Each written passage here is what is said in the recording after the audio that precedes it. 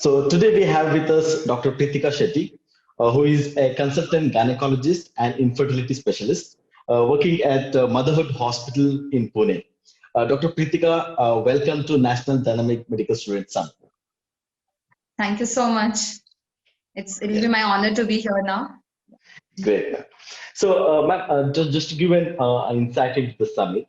So, what we're trying to do is get the practicality of, in particular, your case into an OBG, obstetric and gynecology as a specialist, and how the life of a specialist would be. What are the challenges? What are the ups and downs? And so that our students can get an insight into the subject and the specialty, and they can make an informed decision.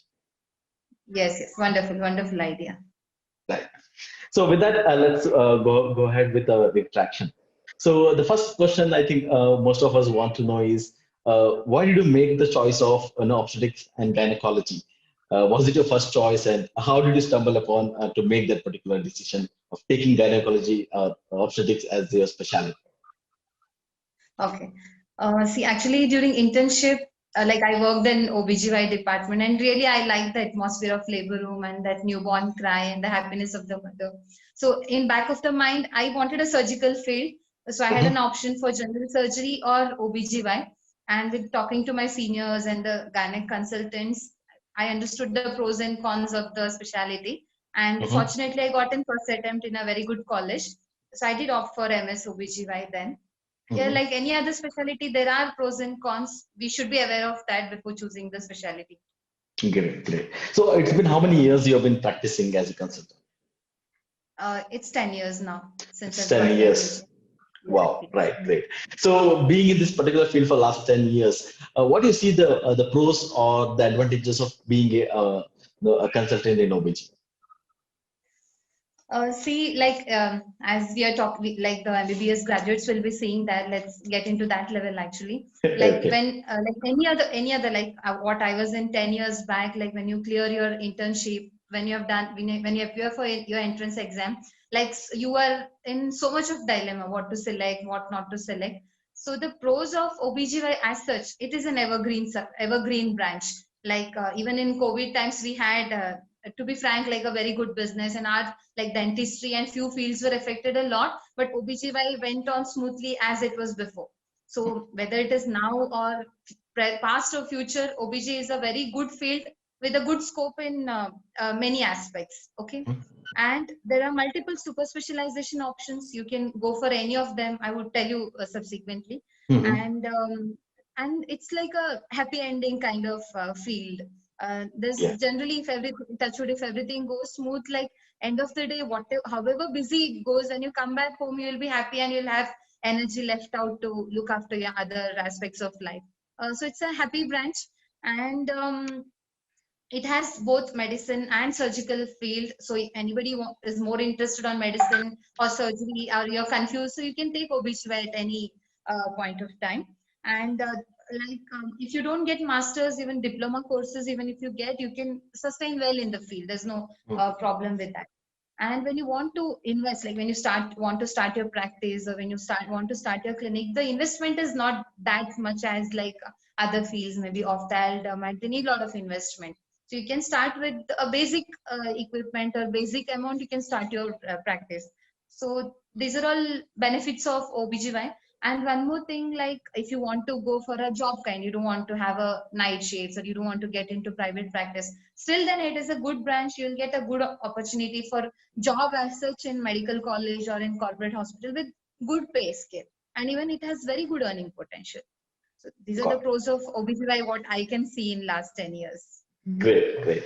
So of course, when we have the pros of a subject, but of course, always we have some particular, the cons of it too. So what has been the cons as per your experience in particular this particular specialty? Yes. Cons in the sense, I can say it may be the beauty of the subject is the, like you are responsible for two lives. You're like if I consider obstetrics as such, you're responsible for the life of a mother. In the 9 months, entire physiology changes. So you should be mastering that physiology, like how there's changes in pregnancy. You should be able to read the lab reports comparing to normal women as well as pregnant women. It's like a responsibility of two lives. You'll be able to save the mother as well as the baby. And second thing, like there is your requirement 24/7 by 365. If you're seeing a patient, you are there with the patient for 9 months, the rapport is different, and your expectation also increases during that time. And like maybe other specialties, you can say, today I'm going outside or today I'm busy, but you cannot do that here. Like if your patient is in labor, you should be committed to her for say 7-8 hours till she delivers or till you do a C-section. So that dedication is required, and you should be available for that. Second thing is night work. Like maybe like other fields, you need not wake up so much, or you like here you cannot keep your phone away for even a set 10 minutes. You can get a call anytime. So emergencies are unpredicted in our specialty. That is a cons. But nowadays we are doing group practice, like um, two, three friends are working together. So if you want to go on a vacation, the other friend will look after your patient. So even it's not affected like before. So the main cons is you should be available, the dedication and the responsibility is, I feel it is little higher compared to other things. And you should be quick, and you should be anticipating the complications 2-3 steps ahead. So you should be prepared for that thing. So laziness nahi chalega, you should be there every time with the patients. That's the Yes. main cons. And yeah, like for females, after you have lady doctors, once you take OBGY, once you start with your family case, you should have some backup for you to look after your family at night. Like you cannot keep kids in daycare and then night you're there at home. So that commitment you cannot give. So you need good family support or domestic help, somebody at home. Otherwise, it's a beautiful specialty. Nothing to Got worry it. about. So I think the one of the key things which you mentioned is the responsibility. That's one Yeah. of the wonderful thing, and there's also Availability and beauty. responsibility. Yes, availability and responsibility is both the beautiful part of it, but that's where it is one of the things which you can take it as a con also, right? Right. Yes. So seeing both the pros and cons, for whom do you think this particular specialty would be an ideal choice? Okay. Yeah. See, initially it was like every woman, a pregnant woman or a delivering woman, they used to prefer a lady doctor. But now it is not like that. So even like male doctors can offer OBGY, being two reasons that people are educated. They don't, that hesitation is not there. Ki they want lady doctor, they don't want male doctor. So there are very good male gynecologists who are doing very well in the field.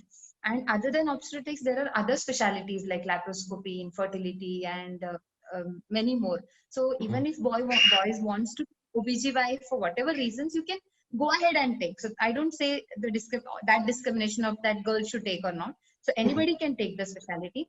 And if you have if your parents are doctors or if your in-laws are gynecologists, and if you already have a setup, I think for them to get into the field and to practice and sustain it is very easier.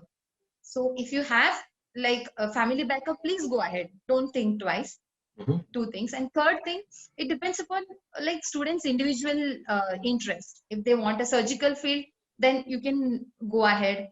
So to sum up, it's like individual choice. You understand pros and cons. And if you have a backup, then straight away go ahead. And if at all any male doctors want to take OBGY, don't hesitate. Even you have a good scope, you can go ahead. That would be my advice. Right. So great. We got some insight into that, right? So even the male doctors could opt for this particular specialty, and there are a lot of specializations in which they could flourish very well, Yes, right? definitely. So that brings us to the next question. That is, what are the super specialization opportunities available? And you yourself have done fellowship in reproductive medicine and many Yes. more. So if you could throw some light in that particular area, what are the super specializations available and what we can get into? Yes, we know once we are into MBBS studying and exams are never ending. So it Right. applies to OBGY as well. And fortunately, like in last 3-4 years, there are many branches coming out. Many super specialization branches are coming out. Maybe when I passed out PG, there were not many options. So like that, first one may be plain obstetrics. Uh, it is simpler. You do MS or DG or DNB, whatever, and then get back to practice. You need not think about higher studies and all that. So one is plain obstetrics and high risk pregnancies if you want to do. Second super specialization is in reproductive medicines. There are certificate courses, there are diploma courses, and there are fellowship in national board. That is 2-year courses. So you can do that. That's also a very good thing. And because of the present lifestyle pattern, like there are a lot of infertility cases. So reproductive medicine has a very nice scope. Third thing is gynec laparoscopies. Okay, so now all the like internship kids, yeah, BBS grads would have been seeing abdominal hysterectomy, vaginal hysterectomy. They're almost getting obsolete now. Everything is replaced by laparoscopy, like any other field. So gynec laparoscopy is a very good branch. That is one of the super specialization. Even in that same way, there are diploma courses, certificate courses, and there are proper FNBs, like a fellowship from the national board. They need to appear for an entrance exam, get selected, and they can continue that course. Third thing is MCH in gynec oncology. Gynec oncology is a very good and like upcoming branch of super specialization. Advantage is you do a MCH gynae onco from a good institute, then you can go back to your place, maybe in the periphery. There are not many gynae oncos around. So then you will be the master in that area. Then you can do a freelancing and career will be good in that. And fourth thing is cosmetic gynecology. There are MCH course in cosmetic gynecology also. If you're settling down in a good metropolitan city or in like these fancy cities or Bombay, Delhi, so you that is a very good option, and that is a cool branch comparatively compared to obstetrics and cosmetic gynecology. The pay scale would be better, your lifestyle would be better, work duration will be lesser. So that's also good branch. And then robotics, like any other field, has taken up robotics. So even robotics courses are there in India and outside India. So that's also one more thing. Huh? And one more thing which I forgot to mention is fetal medicine. Fetal medicine, there are courses on fetal medicine. Basically, fetal medicine, they do a they do a study on detailed scanning of the pregnancy. They would detect the anomalies at the earliest, fetal genetics, and then few procedures like amniocentesis, chorionic villus sampling, cordocentesis, intrauterine fetal transfusion. So these procedures can be done by a super specialized fetal medicine consultant. It cannot be done by a normal obstetrician generally. So these are the options available post MS or post DGO. Got that. So with all these options having, once a person completes MS OBG, what are the job opportunities available for that person in India and abroad? Okay. Like in India, I'm sure once you do your OBGY PG, you will not be sitting at home. You have multiple options. So survival is very easier, whether it is periphery or in the city. So don't worry. So first thing will be you can get into private practice directly. You can start your clinic, and there are many hospitals who would call you to admit your patients and operate. So that is on a lighter version. Then, if you have a good support, you can start nursing homes. As such, maternity nursing homes can be started. Then you can start with the setup of laparoscopy, infertility, fetal medicine. So that is one option. Third option, like anyways, if you're close to a medical college, you can get associated medical college. Along with that, the practice. Fourth, like now it is a trend. Corporate hospitals are will employ you. They'll give you a good package, and then you work in joint with them. And or else, if you don't want to get into practice, you want fixed time hours, then you can do proper jobs, registrar jobs or junior consultancy jobs anywhere. So Okay. options are multiple. Yeah, yeah, right. So that those are the multiple options which you can look into as an OBG consultant in India. So what are the Yeah. opportunities in abroad? Okay.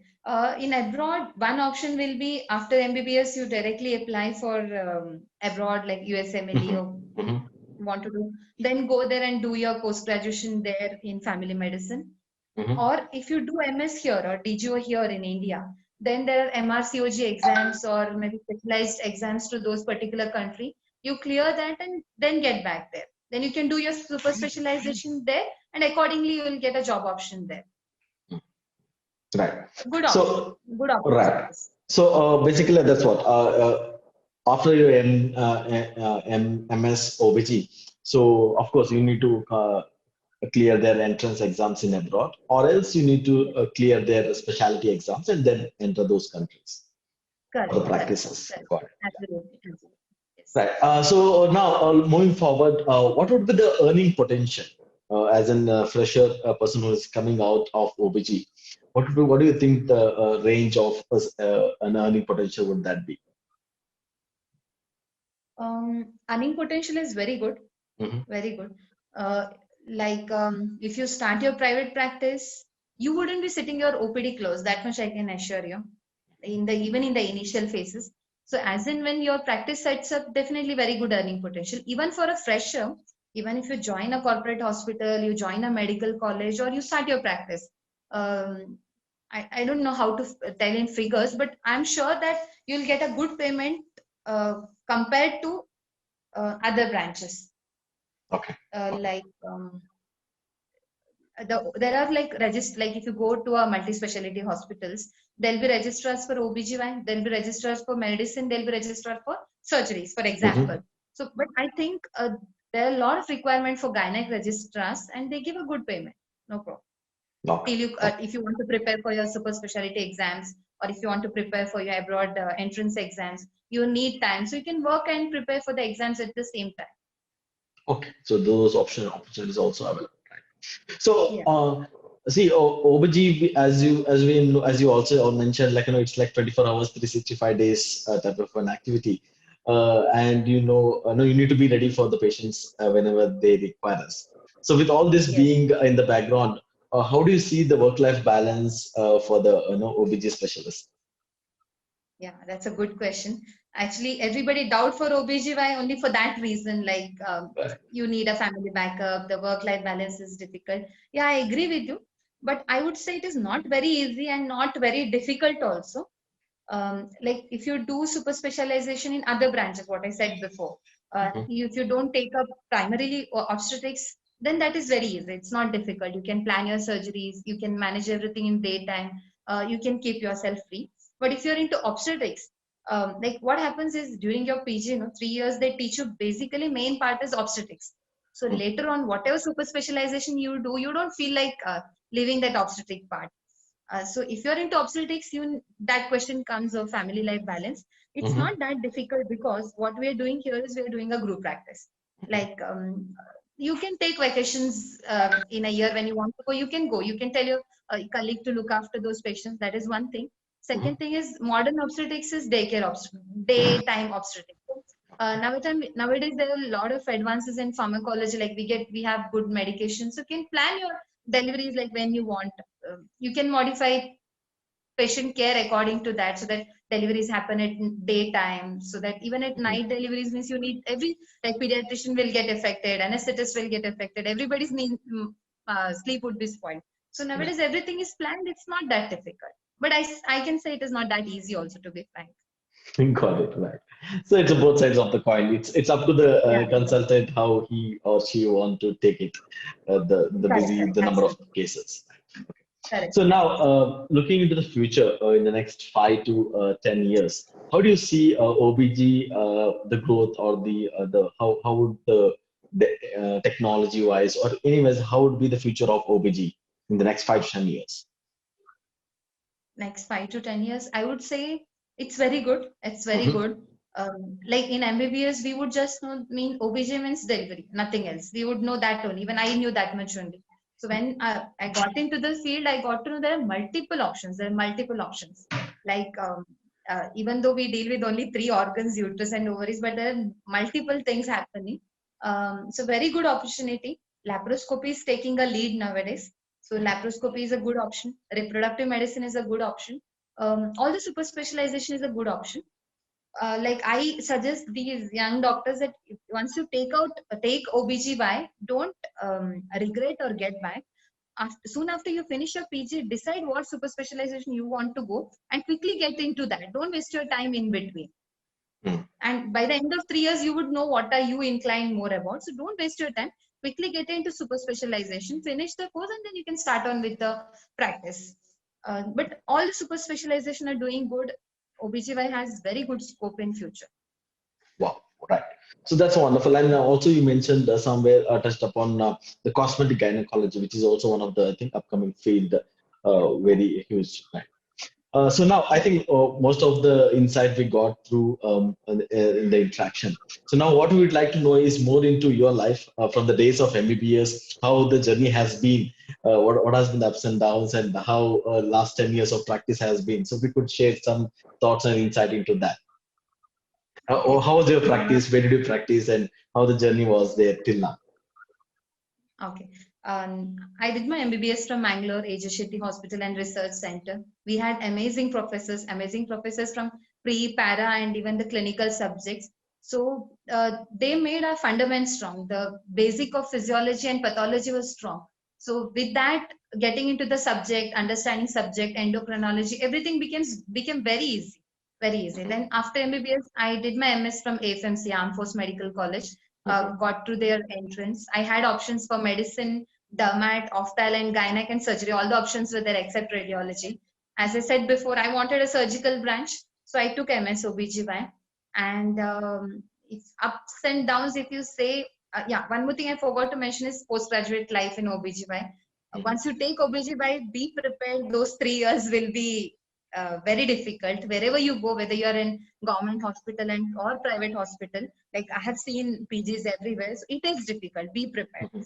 Like maybe other colleagues will come all nice, straightened hair, decked up. 9 o'clock they'll reach the hospital smiling, but you will be having sleepless nights, continuous 36 hours duty, and you'll be looking like a mad. But it's okay. Those 3 years of struggle worth the life. So be prepared for that. So those 3 years were very difficult at FMC. Yeah, enjoyed, but work-wise it was stressful and lot of work, lot of responsibilities, managing academics, and it was difficult, but it was beautiful.